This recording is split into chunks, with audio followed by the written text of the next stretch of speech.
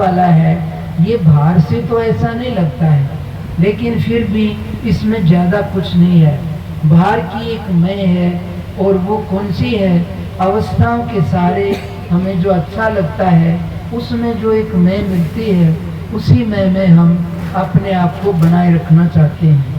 लेकिन बाहर के संग की कोई भी अवस्था रहेगी नहीं तो मैं भी नहीं रहेगी। लेकिन आप बराबर रहने वाले हो, पहले भी थे, अभी भी हो और आगे भी रहोगे। लेकिन अवस्थाएं कोई भी बराबर नहीं रहती।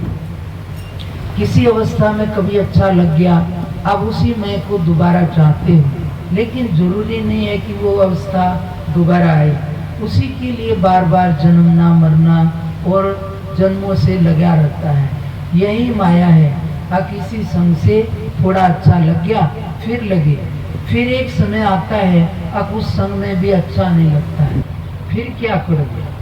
फिर भी आदमी कहाँ जाए? लेकिन किसी को लग जाए, लग तो सभी को जाता है जीवन में, कभी ना कभी हर किसी के जीवन में ऐसा क्षण आता है अब उसको संसार से ऊब होती है, अच्छा नहीं लगता है। लेकिन करे क्या?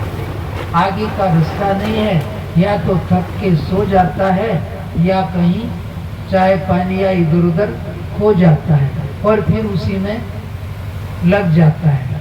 लेकिन किसी को वास्तव में लगे कि नहीं, तो इसके आगे का रास्ता है, जो इसके पार गया है, जो गए हैं तो उन कैसे गए, उन्होंने कैसे रास्ता बताया है, तो उसके पास जाने से।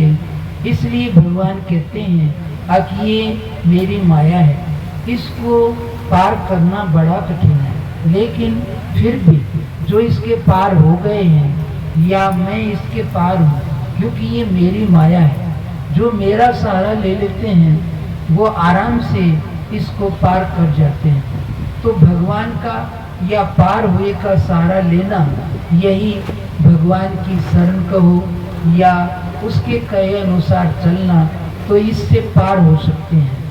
लेकिन कोई पार नहीं होना चाहता, तो मैं ये भी नहीं कह रहा कि पार हो, संसार की चीजें चाहता है, तो जब तक तो परमात्मा का रास्ता उसके लिए है ही नहीं। जब तक संसार की चीज़ों में किसी को अच्छा लगता है तो इधर ही रहे, और उसके लिए क्या करना? संसार की चीज़ें भी बिना आधार के नहीं मिलती हैं। कोई भी वस्तुएं हैं उनका हर एक का आधार है।